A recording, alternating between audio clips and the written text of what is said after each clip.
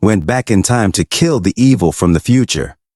As the stone shines bright, Miriam Elizabeth L. Rath said, "Let go of me, you'll just die a dog's death. I'm not going to undo this spell anyway. That's my fate." Corin Locke said, "Yeah, that fate. Please just stop saying that.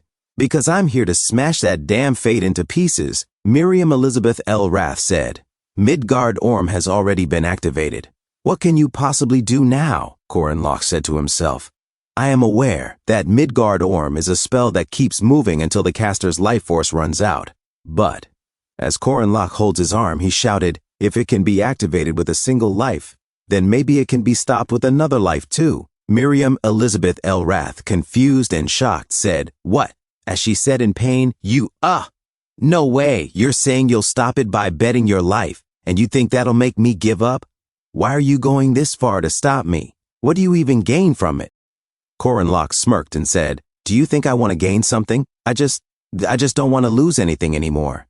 Miriam Elizabeth L. Rath, confused, said, What are you talking about?" As the giant snake shrieked, "Keek! Keek!"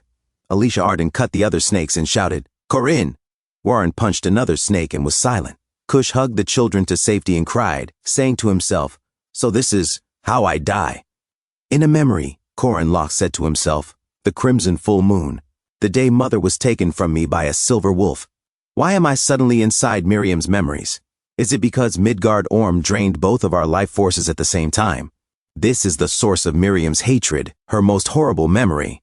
Miriam Elizabeth L. Rath stood up and said, "No, you still don't understand me. Hell started after this."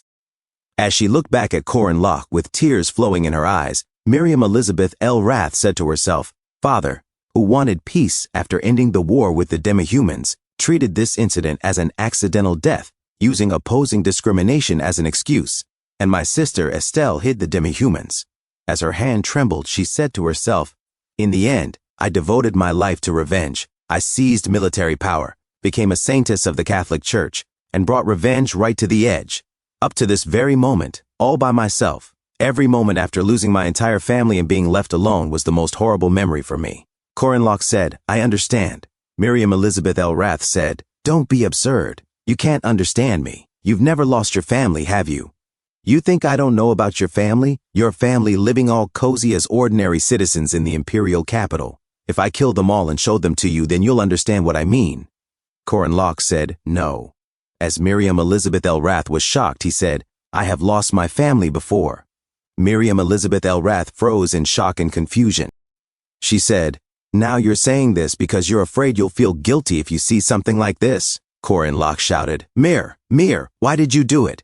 As Corin Locke held Miriam Elizabeth L. Rath in his arms, she said, Hoo, I couldn't stop myself." Miriam Elizabeth L. Rath watched the memory and said, "You're trying to tell me revenge is meaningless? Don't get it wrong, mentoring is over. I've already seen the future." Corin Locke said, "It's not the future, it's the past." As Miriam Elizabeth L. Rath was shocked and confused, Corin Locke looked at her future self and said, "You might not believe me, but sometime after this happened, I returned to the past, 3 years ago." Miriam Elizabeth L. Rath said, "What?" Corin Locke said, "So from my point of view, your death is something that already happened in the past." As she looked at her past self in Corin Locke's arms, Miriam Elizabeth L. Rath said, "That's enough nonsense, Sir Corin. How is that any different from the future Leah Fales showed me? In the end, it means everything happens according to fate, something that can never change." As they shifted to another place and the wind blew the curtains, Corin Locke said, "I'm not trying to talk about fate.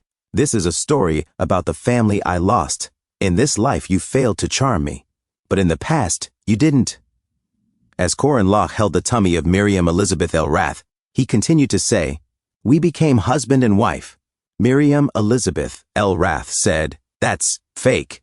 As they watched Corin Locke and Miriam Elizabeth L. Rath in the distance, suddenly time shifted again, and Corin Locke said, "Does it really look fake to you?"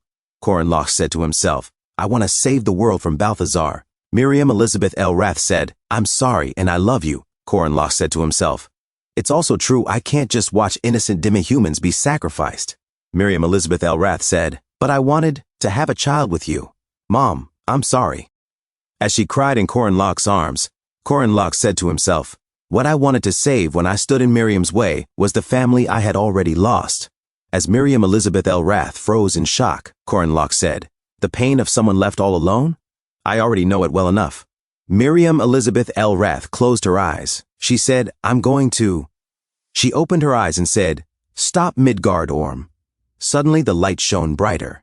As Miriam Elizabeth L. Rath was shocked, Corinlock said, "Damn it." Miriam Elizabeth L. Rath said, "Don't tell me." As the rune of continuity appeared, Tatez Balthazar smirked and said, "Struggling is pointless." The demi-humans struggled and said in pain, "Gah, Hong, save me. I can't handle numbers like this." Tatez Balthazar said, "Once Midgard Orm activates, the demi-humans there all die. That is the fate of this world. You can't run from it." Corinlock Balthazar.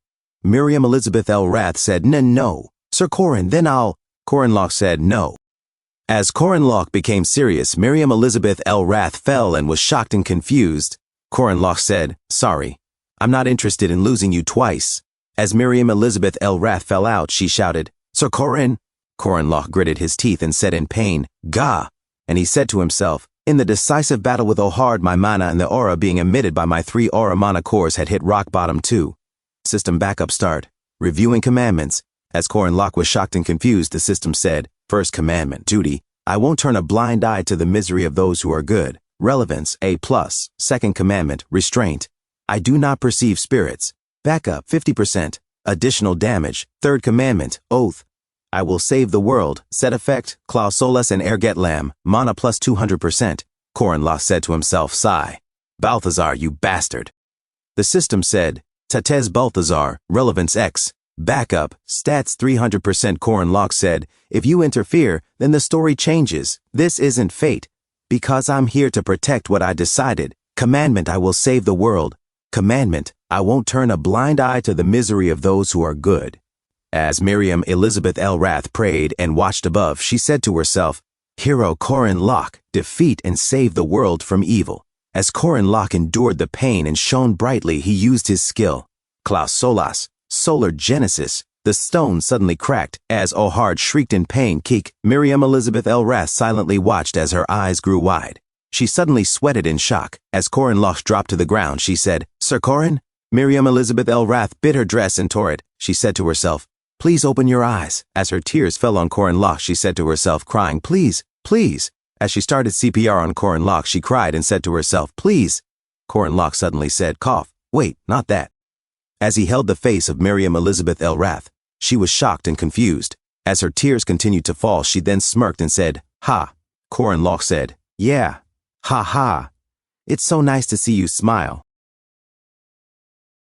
Thanks for tuning in. I truly appreciate each and every one of you who took the time to watch this video. Don't forget to hit that like button and subscribe for more content like this. If you enjoyed what you saw, consider sharing my videos or channel with your friends who might also enjoy it. Your support means the world to me and helps my channel grow. Let's keep this community thriving together. Until next time, see you in the next video.